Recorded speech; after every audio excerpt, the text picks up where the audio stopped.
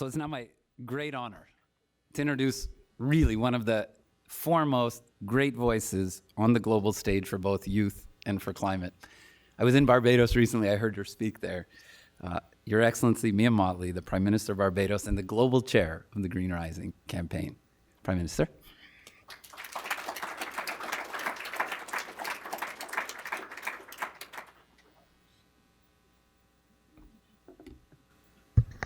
Distinguished guests all, now you see why I'm so proud and why I have accepted this responsibility as a core mission. Ironically, when I spoke downstairs this morning, I said I could have been at many other meetings today. I chose to be here. And I chose to be here because unless we commit to providing for those who must come after us, we could as well give up shop and shut it down. Our young people, yes, are our future. And it is so basic, so intuitive, almost trite to repeat it. But regrettably, we live in a world where we have to repeat it. I was struck this morning as we saluted the Latin American Development Bank, Latin American and Caribbean Development Bank, CAF, for its very bold and innovative step of committing to have $5 billion US help 50 million young people in Latin America and the Caribbean over the next 5 years. And that boldness is what is required to offset what regrettably has become increasing burdens and increasing challenges for ordinary children. The pictures from Sudan and Gaza, Ukraine, Haiti, continue to hurt our heads. You will forgive me, those who heard me this morning, if I repeat again, and Your Excellency, I will also, Your Highness, I will also tell you again.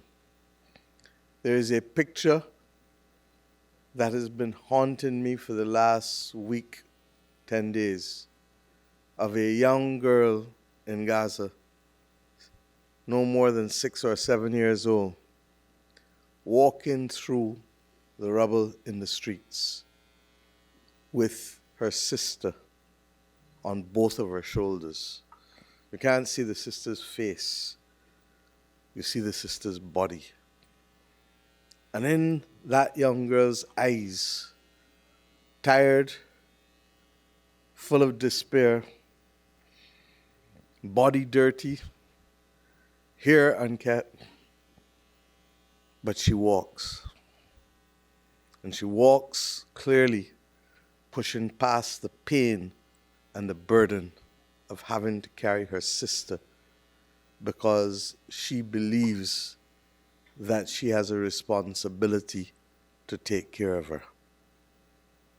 If that child can do that, then the rest of us need to ask ourselves some questions. I'm not going to get into the high politics today because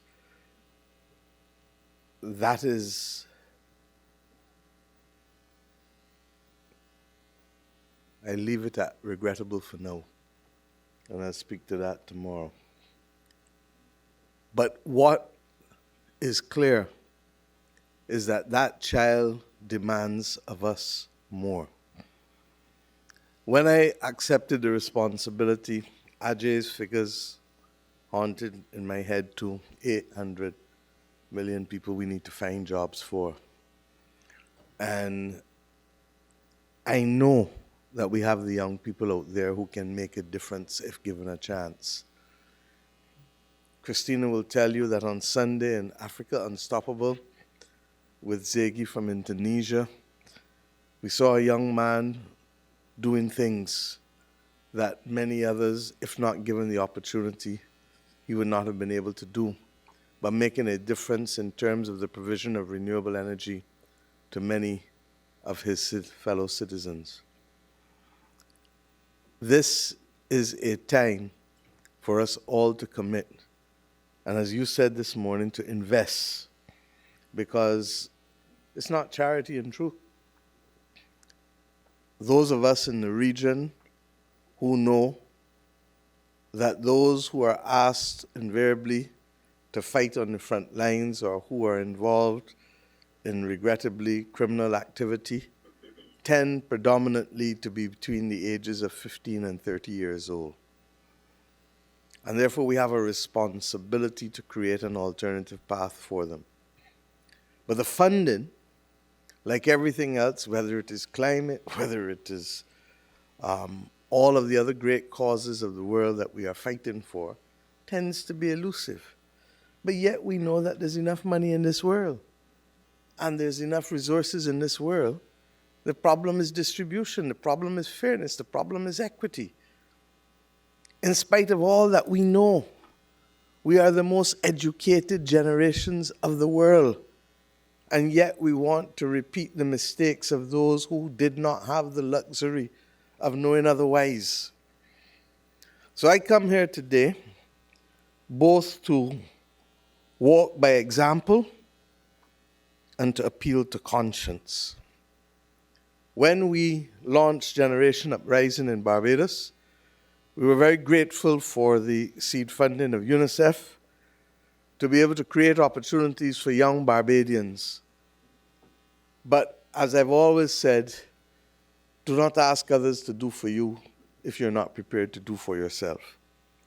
And earlier this year, I was given the honor of receiving the Zayed Award for Humanity. And I didn't even know it came with a prize that was monetary. But upon learning it, I immediately determined that half of that prize, 500,000 US, will go to match UNICEF's funds for the young people of Barbados.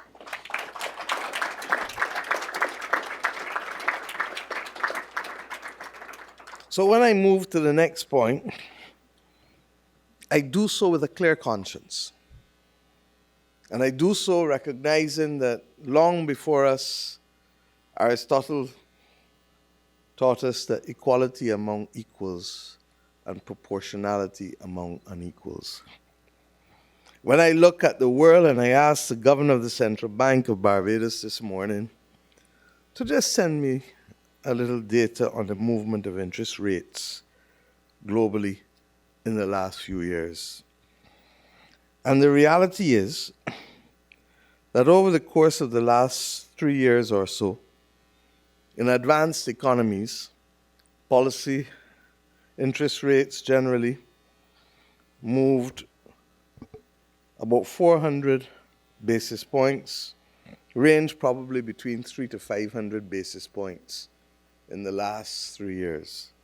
In the emerging and developing economies, as usual, and what did you say, young Hakeem? That interest rates that drown and prey upon the poor. And those interest rates in the emerging and developing economies have risen on average between 500 to 800 basis points. So for the people who can least afford it, yet again the interest rate rises have been the largest. But I leave here today with one request and one request alone. That we start with the banks and financial institutions. But Mr. Chairman, that we get to the big six and the others too, or the big four, and the others very fast.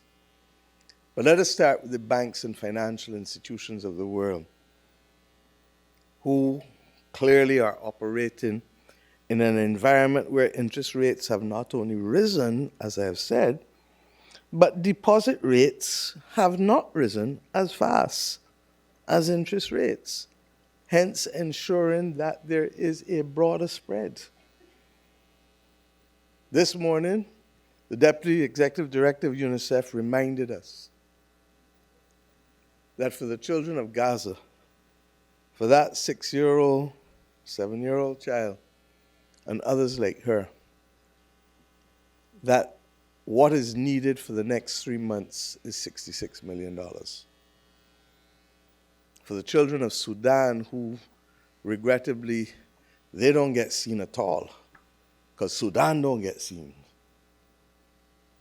The deficit for the next 3 months is $200 million.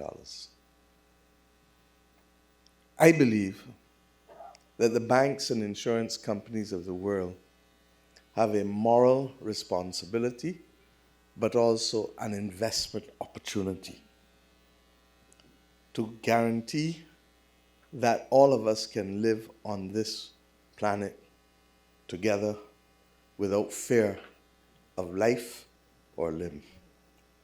And that the best way to do it is by investing in the young people of the world. I do not use the word youth because it lulls you into a false sense of dealing with objects. I am talking about people.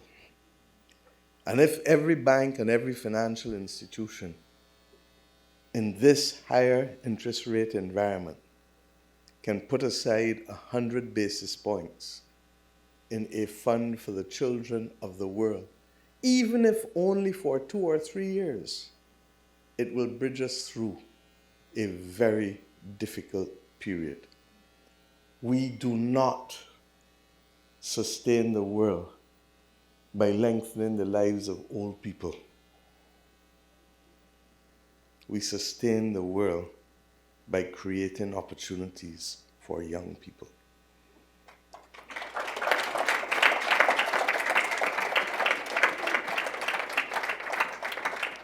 And it also makes us feel younger. So that is a good thing. So I ask us as we leave here, and I leave it up to you, Mr. Chairman, to find the concomitant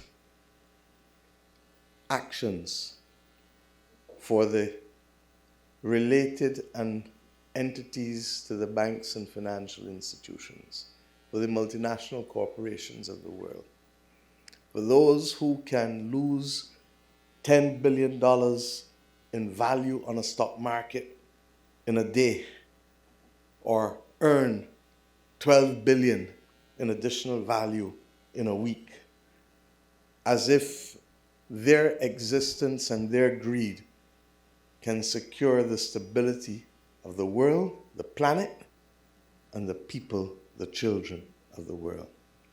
We know better. It is now time for us to do better. Thank you.